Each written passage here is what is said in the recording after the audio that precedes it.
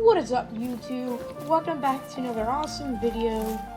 So, in today's video, I'm going to be making a beginner's guide for new players that are looking for better tips and tricks to hopefully get some rares like albinos, gray ones, anything in general. Also, the best perks and skills to get.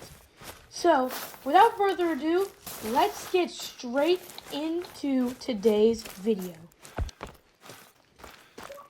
Okay, so for starters, we're going to be talking about the skills. Now, in my opinion, after playing this game for about 4 years, what I think you should first go for is Stalker. You should put 1 point on the Locate Tracks skill. This makes it so that you can unlock the track knowledge on tier 1 of the Stalker page in the skill class. Now this is so good mainly because it reveals the animal's gender on level 1, and like if you're just investigating vocalizations, footprints, it'll tell the animal's gender, which is very good if you're trying to make sure you're tracking the right animal, just in case you accidentally start tracking a different, like say you're hunting fallow deer. You shoot one fallow deer, it stops bleeding, and you accidentally scan a track that is also a max weight fallow deer, and you forget which one you shot because one of them is rare. This is so good because it tells you the gender, and it also tells you the weight depending on what level you're at.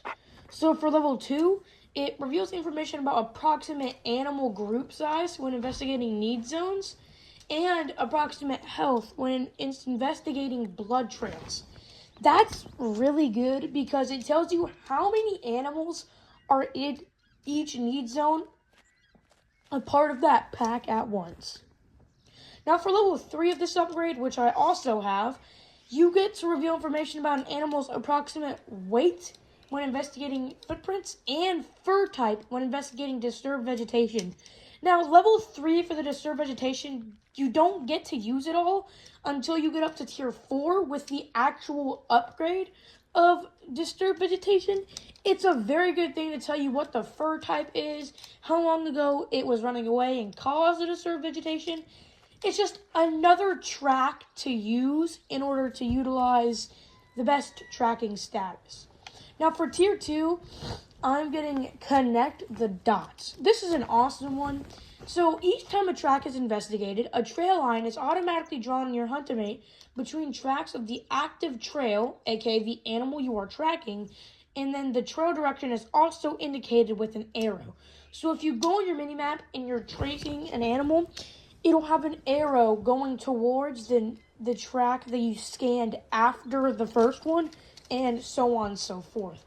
Also, investigated tracks that were not dropped in consecutive order have a dotted line drawn between them to indicate that there are more tracks to be found to complete the trail. A dotted line will not occur if 3 tracks in the order are skipped. It's really good. So, and then the other upgrade you're going to want to get is the I'm only happy when it rains. Decreases your visibility in foggy weather. It's decent. I don't have it all the way because I don't like it that much. And Hardened is basically just a waste of your skill points because you don't really need health if you can just buy first aid kits and if you hit your shots very well. Now, we are going to move on to, let's see. We're just going to go to the Ambusher skills next. Okay, so now for the first tier 0 you're going to want to get the Scent Tinkerer because that is the one you have to get in order to unlock the other ones. Level 1 increases the number of uses per can for all scent lures purchased. Level 2 increases the duration. Level 3 increases the range of all scent lures. And level 4 increases the attraction chance of all scent lures. Now, this is only good if you have the final tier 4 upgrade that you get to unlock need zones by scanning outposts. So for tier 1, the best one you're going to want to go with, you're going to want to go up top for spotting knowledge. Now, You're going to need a certain perk in order for this to work. If you're going to want the best thing, like if you're spotting it through your scope in your gun, it's way better. So level 1 reveals additional information about how aware the animal is of nearby threats. This means you can know whenever they are scared, whenever they are just calm, whenever they're like upset a small bit. It helps out a lot. So now level 2 reveals the information about approximate health. That's really good because you can know if that's the animal that you hit or not. Level 3 reveals information about the approximate trophy rating and weight of the animals. That's a really great one if you're trying to hunt for possibly rares, diamonds, great ones. It's really good, and you can tell if animals are trolls or not with this upgrade. Now, for the second upgrade, which is the tier 2 upgrade, the sight spotting. Okay, it's actually a skill. Okay. Now you're going to want to get sight spotting. It unlocks the ability to spot animals while in aim mode with weapons, meaning that you do not have to switch binoculars or a rangefinder device to spot an animal. That's one of the greatest upgrades, that you don't have to specifically use your binoculars, because binoculars at a certain distance, it cuts off what you can spot, but the scope, you can spot it as long as it's in your render distance, which is very good. The second one you're going to want to get is tag. It increases the duration of the traced outline on an animal after spotting it, meaning if it is nighttime, then you'll be able to spot them for longer if you don't have a night vision scope on. Level 2 unlocks the ability to add a spotting outline of up to 3 animals simultaneously, meaning you can trace 3 animals at once, meaning you can kill 3 animals really well if you do good shots on each and every single one of them. Now, for the final upgrade of tier 4 that I'm recommending the most, you're going to want to get the Keen Eye upgrade. That unlocks the ability to scout surrounding area for animal signs and activity near a lookout point. You must be within 10 meters of the survey map and a lookout point to activate the skill. This action can be repeated, but it comes with a cooldown time. Level 1 adds a chance of revealing need zones on the map near the lookout point when surveying from it, which is very good if you're just always trying to find zones while looking at lookout points. Level 2 adds a chance of revealing animal groups on the map near the lookout point when surveying from it, meaning you could potentially find some great ones with this upgrade. So now we are going to move on to the perk section of the beginner guide. Okay, so moving on to the rifles perks, you're going to want to get the muscle memory so you can unlock the ability to steady your next shot without leaving aim mode for rifles, meaning that you can instantly cock your gun back to shoot again. Now, level 2 increases ready speed after firing for a weapon, so that means you cock your weapon back faster. The best upgrade in the game, in my opinion, is the zeroing. It unlocks short range zero. So let's give an example. Shotguns, 25, 50, and 75. For rifles, most of them are 75, 150, and 300. Now, this is really good because if you're shooting an animal from 300 meters away without the zero perk, you're most likely going to miss if you're not aiming above or below, depending on where you're aiming. And also, it makes it so if you're actually trying to zero in for that shot, it makes it easier to hit it because it is actually zeroed in, like in real life. Moving on to the shotguns perk, because the handgun perks, they're not that good except for one. What you're going to want to level up first is the both eyes open, decreases edge blur when using shotguns with iron, red dot, and holographic sights. Now, with the body control, weapon sights align faster after rotating with any weapon.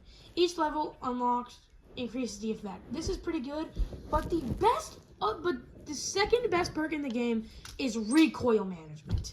Now, this, if you're level 3 and you're using the 308, which has barely any recoil, you're going to zoom kills on your Great One grind for fallow deer and in the game. This is the best perk, in my opinion, for shotguns. And now we are going to move to archery, which I don't have any of, so actually we are not going to move on to archery. So now we are going to move on shot placements and hot zone maps.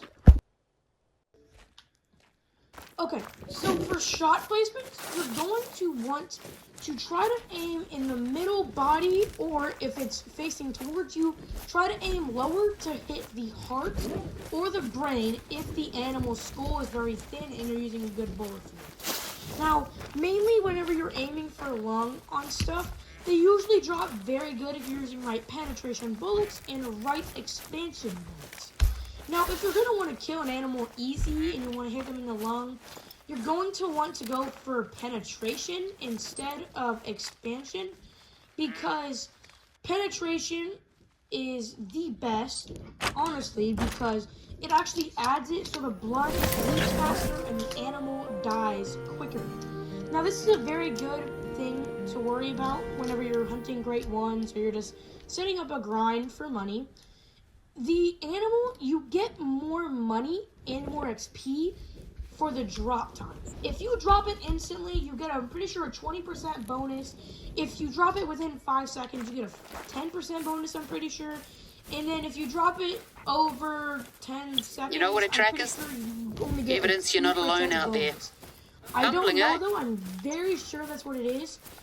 But mainly, you don't get that big of a bonus if you're not shooting them in a good place. That makes it so it messes up the trophy rating, or if you do not hit an organ.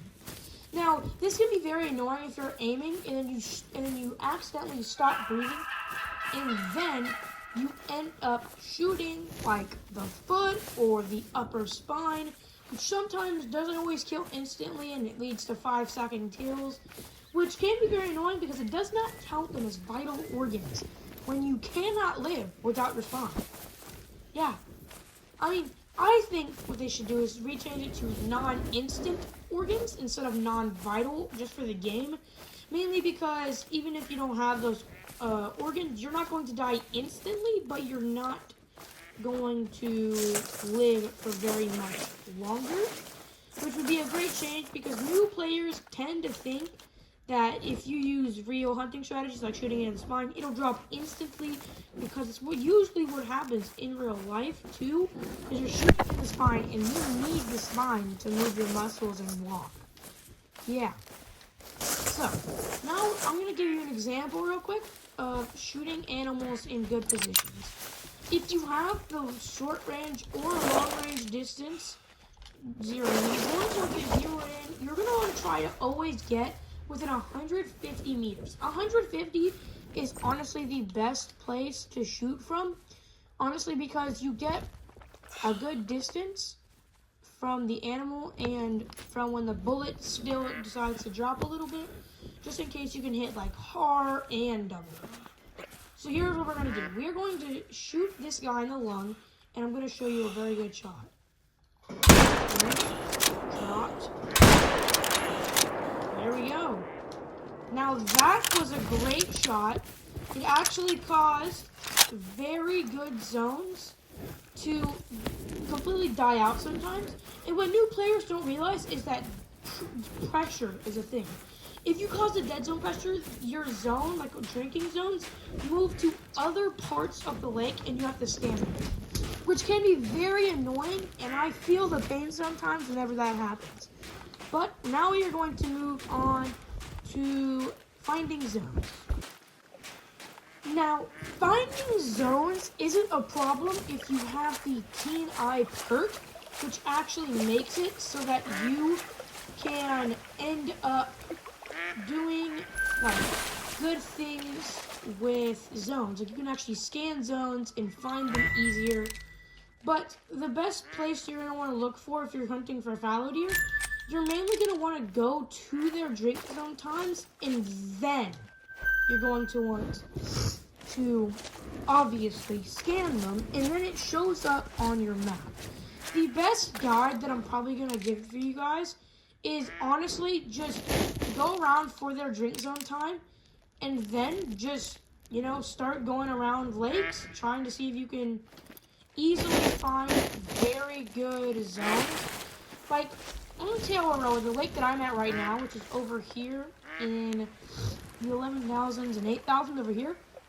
It's a very good lake because it has at least 6 zones at it at all times, which makes for a very big group of animals to always be there. Like this. So you see this shot placement? I hit him in the intestines, but it still killed him good because the intestine is not a non-vital, or it's not a vital, but it's not a non-vital. Actually, it's a non-vital, but it's not an organ. It's not a So we just dropped this guy with probably a hard shot. I would not be surprised if it was. But after this, we're going to move to different zones and try to get rid of these dead zones and very high pressures on this lake. I would like to hunt for great ones on here. Now, what most players do whenever they see a rare, or they see a great one, or they see something with a really good fur type, they always try to rush their shots because they think the deer will flee. One of the best investments to make sure deer don't smell you is to get the scent eliminated.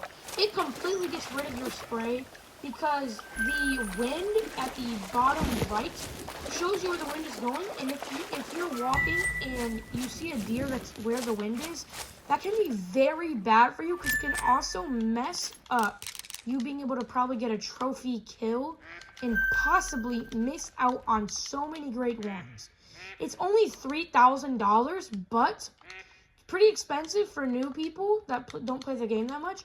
But if you actually invest in it, then you can get way more money than what you paid for it because it's such a good investment. Now, most people think it's a dumb idea mainly because it's a waste of money at the start of the game, but no, it's actually a good adjustment that you're going to want to do for money. It makes it so that you cannot be smelt and that deer do not, or just any animal, does not get spooked as easily as it would if it could smell you, which can potentially be very bad if it smells you, because then they will spook, they will cause alerts, they'll do so many things that it's so annoying, and it causes dead zones most of the time if you try to shoot them and you're not in a blind, and yeah, it just gets super annoying whenever they smell you. But we're going to move on to something else in a second that I will tell you guys. So, now we're going to talk about weapons that you're going to want to save up for as a beginner, and then weapon ammo types you're going to want to use. So, the first, whenever you become a beginner, you're going to want to try to save up $12,000, because you're going to want to try to get the 270 Warden. It's such a good gun, honestly. It's probably one of my favorite starter guns in the game, mainly because it just makes the game so much easier when you're a new player, and makes it so that you can kill animals quicker, like coyotes, deer, moose. Like, you're not going to be able to kill a moose with it as well as you would with, like, 300 or 308. But it can do some damage to animals like roe deer, white-tailed deer, fallow deer, pretty much any deer in the game. But, yeah. What you're going to want to save it for ammo-wise is anything that has good penetration and anything that is the same ammo for the gun. So for the Ranger, for the Warden 270, it tells you the ammo type, which is the 270 polymer tip and soft point bullets. You're going to want to buy the polymer tip because it has the most penetration but the least amount of expansion, which is really good if you hit in the lung or the heart. Now, this shows that most players don't usually know how to do that because they mainly follow what their friends tell them to do, and sometimes their friends don't always choose the best gun. Like, my brother, he watched a video, and they told him to get the 243 Docent for their starter gun, which is not a good investment if you're going to want to actually kill animals and make even more money than what you bought the gun for. It's only $6,000, but that's really bad because it's not a good gun. So, this is going to be the end of the video, but if you guys have any questions, concerns, or comments, put them in the comment section, and I will answer to every single one of them. And guys, stay tuned. On May 29th, 6 p.m., I'm starting a Twitch account, and we are going to start a new account based on Great One grinds. We're going to see how many Great Ones we can get in a month. From May 29th to my birthday, June 29th, we're going to see how many Great Ones we can get on stream. There's going to be absolutely no off-stream grinding on that account. And there's going to be absolutely no videos on it except for streams. Now, I love all of you. Have very happy hunt lobsters and have a great rest of your guys' days.